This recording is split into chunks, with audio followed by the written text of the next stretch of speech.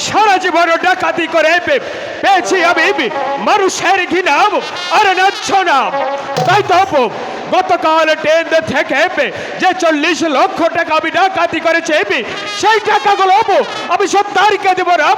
এই টাকাগুলো নিয়ে আমি আমার দেশের বাড়িতে আমার বাবা মাকে নিয়ে সুখে সংসার করে।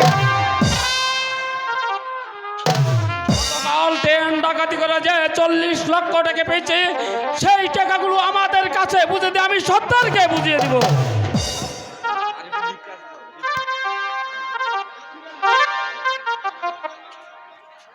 হ্যালো হ্যালো সত্তর গতকাল ট্রেন ডাকাতি করে যে 40 লক্ষ টাকা আমি পেয়েছি সেই টাকাগুলো আমি আমার চিরগরিব দুঃখী ভাই বোনদের মাঝে ফিরিয়ে দিয়েছে। তাহলে তুই আবার মিথ্যা কথা বলছিস, তোর টাকাগুলো তোর কাছেই আছে।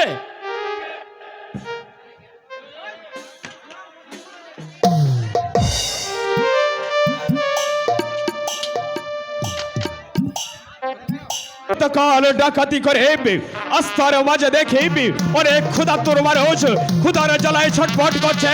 আমার দিলে মায়া জাগে উঠে আমি সেই টাকাগুলো সেই ক্ষুধার্ত গরিব দুঃখী মানুষের মাঝে বিলিয়ে দিয়েছি। তুই মিথ্যা কথা বলছিস, তোর টাকাগুলো তোর কাছেই আছে। ভালোই ভালো দিয়ে দে। টাকা কিভাবে আদায় করতে হয় সে কৌশল আমার ভালো ভালো জানা আছে। বেশ সত্তর बेश शब्दारू मेरे बुलू अब लगेगा चाहरा बेबी कैसा है बात तुझे क्या बनाई बेच और बेच क्या बनाई तू जा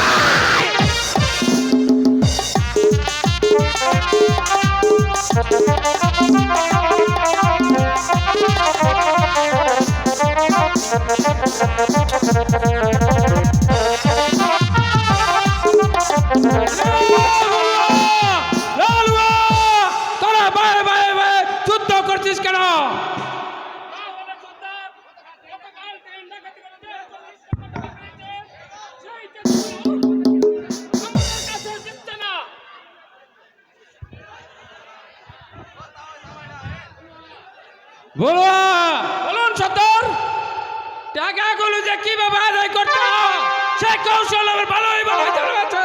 ওগো সর্দার আমি আপনার কথা বলবো অনেক মানুষকে হত্যা করেছি সর্দার। ওগো সর্দার আমি আপনার কথা বলবো অনেক মায়ের বুক খালি করেছি সর্দার। ওগো সর্দার আমি আপনার কথা বলবো অনেক ভাইকে করেছি বড় খারাপ। ওগো সর্দার আমি আপনার কথা বলবো অনেক পরের সিঁদুর আমি মুছে দিয়েছি সর্দার। ওগো সর্দার টাকাগুলো ওর কাছেই আছে। আমি আর এই অন্ধকার পথে থাকতে চাই না সর্দার। আপনি আমাকে মুক্তি দিন সর্দার। আমি এই অন্ধকার পথ থেকে আমি চলে যাব আমার ওই স্বাভাবিক জীবনের সর্দার। তাহলে টাকাগুলো কিভাবে আদায় করতে হয় তার সে কৌশল আর ভালোই ভালো জানা আছে। তাহলে শোন, বলো সর্দার। এক, দুই, তিন। সর্দার তুমি আমাকে ক্ষমা করে দাও সর্দার। বলো টাকাগুলো বের করে নে। সর্দার এই টাকাগুলো লালুয়া কোন সর্দার?